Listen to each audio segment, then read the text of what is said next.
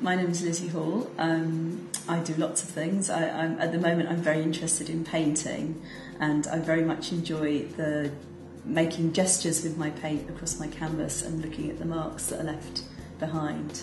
I think it's a very expressive, immediate, powerful way of working.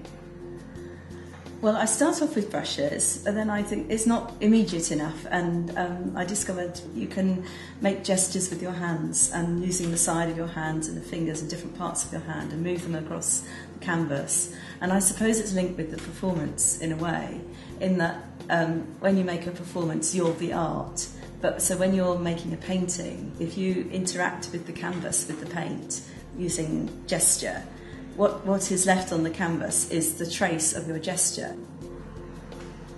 This is a painting of my nephew in Berlin. We were walking through the Holocaust Memorial, and he wanted a picture for his Facebook page. So I said, oh, stand in a particular way with your head, in a particular way with the angles. So he was very soft and rounded with all his clothes and his woolly hat.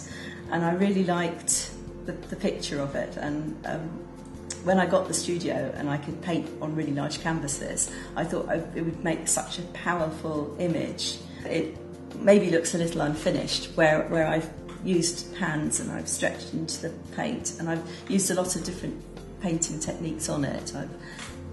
I've blocked off some areas because I wanted hard edges to contrast with the very visceral hand gestural movements on his coat and around his face, because I wanted to try and portray the humanity amongst the inhumanity of the background of it.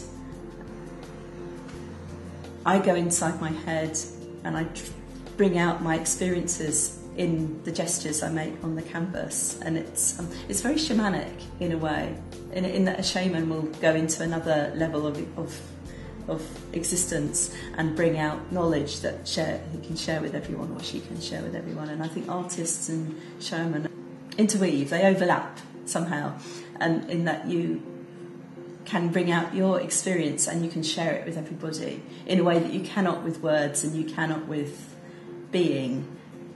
But they can come along and look at something that you've painted or made, and they can see what you're thinking, but also it triggers something for them as well. And I find that incredibly exciting. I think painting's an amazing medium for expressing. In my past I've suffered with depression. I thought I want to make a painting that shows that. When it was up in the open studios, a lot of people said they liked it, and I was surprised. I didn't think that it would get such a good response, because it is quite a harrowing image. But then obviously a lot of people know what it feels like to feel like that.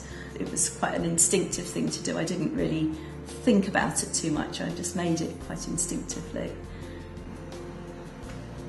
Yes, art therapy. I started training to be an art therapist.